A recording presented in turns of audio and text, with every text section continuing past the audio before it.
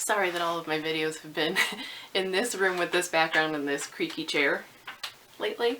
It's just where I happen to have my camera set up because that's where I'm taking product photos, so it's just temporary. We'll be back to having books behind me or going back and forth soon, but not today. So today I wanted to talk about something that I've been wanting to talk about for quite a while, and I probably should have done at the beginning of Austen in August, but I just didn't have all of my thoughts formulated yet, and I'm not entirely sure that they are still, but you know, we're going for it. There's only a week left. And that is this kind of tendency that I see in not just the Jane Austen retelling community, but also in historical romance, to be very exclusionary, and it kind of drives me batty. So I just want to kind of tackle it head on today. So this will be partly a discussion of Austen, Jaff, and partly a discussion of historical romance, specifically Regency romance, and kind of anything around that era, anything ball gowns, greatcoats, top hats. I'm sure it extends even beyond that to, you know, medieval romance, but I don't really hear a lot from medieval romance fans, so I don't know really how they act or how ill-educated they are on things, so who knows. But not, ooh, throwing bombs. Someone's gonna be mad that I called people uneducated. So, something that I see crop up every now and then, and that I had kind of naively been hoping wasn't so much a part of the Jaff community, and then I got a rude awakening a few years ago when I had a dream casting post that had some non-white characters, actors as the characters, is that there is this sort of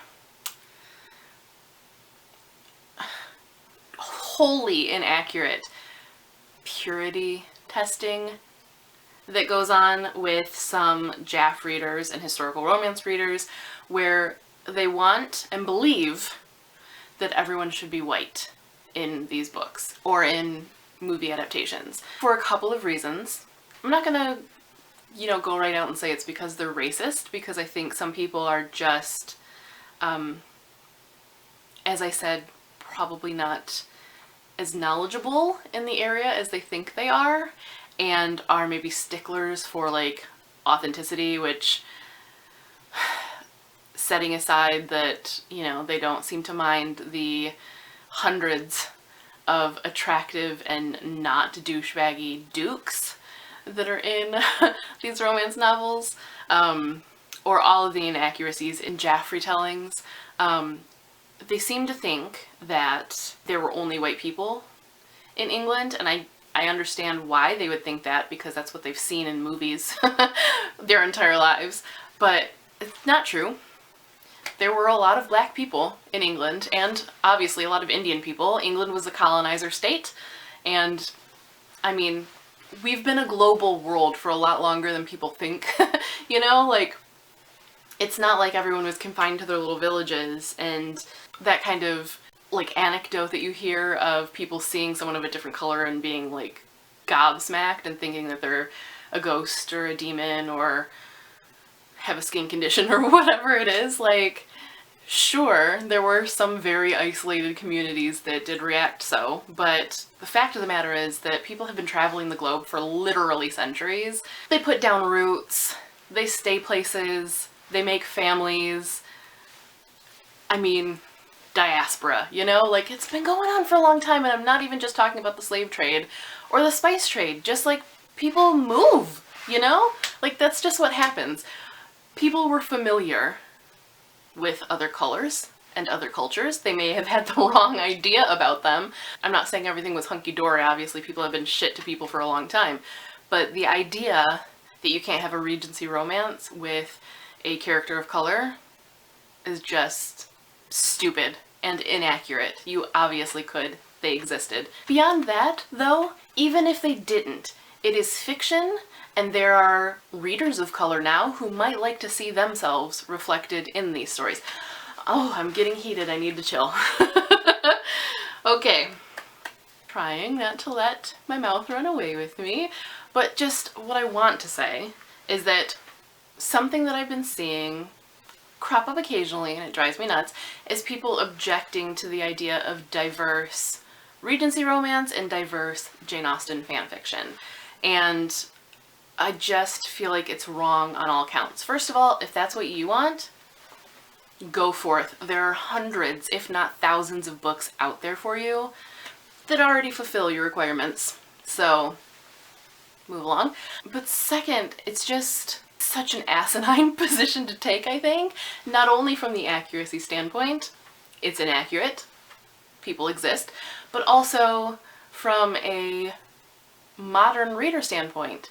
It's shooting yourself in the foot because people exist, you know? Like, why shouldn't they have retellings too? Why shouldn't, if you're, you know, a little Afghan girl who got her hands on a copy of Pride and Prejudice and fell in love, why shouldn't you get to reinterpret that through the lens of your culture, just like every other writer is reinterpreting the story through their lens of the life that they've experienced? And even further than that, why wouldn't you want to also experience this story that you love and these characters that you love through this whole new lens and have this interesting mashup of how do these plot points that you're familiar with and these characters that you're familiar with, how do they still become who you know and who you've fallen in love with through this wholly different set of circumstances? It's the same thing I've said about having retellings that are very, very different, even if they're traditionally set. Maybe, you know, Mr. Bennet died and so the Bennets have already had to leave Longbourn and are not in the same social standing. How would they still come together in the end, and how would it still work out when the gap has gone from this to this, you know? Or a futuristic setting, like how do they become the characters that we know? How does the path still stay the same when the path is in space, you know? Like, it's still so fascinating to have these new perspectives, and when you can have an even broader world of them, all of these different cultures and all of these different backgrounds coming together to love this one thing and put their spin on it, like, I think that's really fucking cool, and I don't know how anyone could want to lock that down. I do know how. But I said we're not going there. I'm trying to chill. I'm also trying to make this not a super long video, so what I'm trying to say, loudly and a little too fast, is that there's room for everyone. In any kind of fiction. Yes, of course there's room for everyone in historical fiction and in Jane Austen retellings. Like, this shouldn't be an argument. I shouldn't have to be saying this, but I just, every now and then, and I think most of the people that end up leaving these comments to me end up moving on because they don't find a receptive audience. But every now and then I get these comments where someone objects.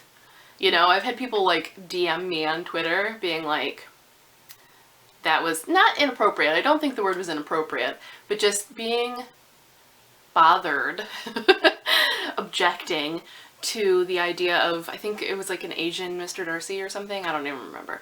And it wasn't just this one incident either. It wasn't just the Dreamcast where there were different ethnicities, but there have been different things that have popped up. And I know, I'm sorry, I'm rambling and running things together, but I do know, okay? I'm not an idiot about this. I do know that there is this bizarre little, like, subsect of white nationalists who idolize Jane Austen as this kind of, like, white purity standard bullshit. I don't think they realized that she was an abolitionist. And I don't think that I think there's a tendency in some people to not realize how subversive Jane Austen is, and I mean, it just makes them look like a clown, you know, when they're trying to make these arguments, but you know, she's their little English Rose, so I do understand that there are white nationalists that kind of promote Austen and kind of traditional gender roles. Oh god, I really wish we could get a 2021 Austen, if we could just like transport her here and let her adjust for a little while and then see how she would lay into people. I think that was a tangent, but anyway, I'm sorry if I've kind of talked in circles, but I think you kind of get what I'm saying. I'm ready to fight anyone who wants all of Austen and all of historical romance to stay just like lily white and the same. I read a lot of the same stories too, you know, different authors, but it's the same story told over and over. That's a comfort and anxiety thing for me, and I'm working on it. But I love getting new perspectives. I love seeing new elements brought in, and it's such a cool in too to a different culture that maybe you're not familiar with, to have this story and these characters that you know, and you know what's going to happen, but then you're kind of like being introduced to all these other elements or this new way of like interpreting them. It's really cool, and I will fight you about it. So I just needed to say that, I guess. There's room for everyone. Everyone is welcome. If someone wants to tell you that you're not welcome, you send them my way. Like, bet, okay? And tomorrow, assuming that I have time to finish the post today, there will be a post up of some diverse Austen recommendations for you. Some things, a lot of them I haven't read yet because I haven't been buying books in quite a long time, and yeah, I've talked about it. I've been reading like free bullshit on Kindle, you know, for a long time. So there are so many of them that are on my own wish list that I'm so excited to get to. And I will have the post linked below, and it will hopefully be going up tomorrow. It might be the next day.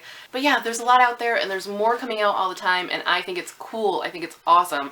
I think it's this great untapped market. I love seeing different voices added to the mix. I love how this one little person, this one little Jane with her 6 books, can unite people the whole freaking world around. I think that is so cool. That is so cool. And the idea of someone being like, you can't sit with us is, oh, I'm ready to go, you know? Like, so, that's all I wanted to say. If it offends you, this opinion of mine, this standard of mine, nice knowing you. I don't care. And if you have felt like there's not a place for you, and that you have always you love Austen, but you're kind of on the outside of things, like, hi, my name's Misty, be my friend, because we got a lot in common. And I'm always down to talk about it. So that's all. That's all I wanted to say. Just weird way to kind of like wrap up Austen in August this year. But you know, it needed to be said, and I'm sorry I haven't said it sooner. As I said, I needed to get my thoughts together. I'm not entirely sure I did that, but it's been eating at me. So that's all for this video. I will see you guys again soon. I had a lot more videos planned for Austen in August, and then we lost power for a week and just nothing happened. So I'm behind, and I've had to cut some things, but I will see you again soon for a very special giveaway that I'm so excited about, and another video that is also a giveaway. I might try to work in a review video because I know I said I was going to, but I don't know if I'm going to have time, so it might just have to be written reviews. But Austen in August will be linked below. You can find everything. There's like so many giveaways and cool things, and that's enough of a ramble for now. Thank you guys for joining me. Looking forward to hearing your thoughts and your diverse Austen recommendations and diverse historical romance recommendations if you got them. Oh, there's a part of me that wants to go on a tangent, but we'll talk about diversity and romance more at another date because I have other things I want to say. But that is all for now. So thank you guys so much for watching, and I will see you again soon.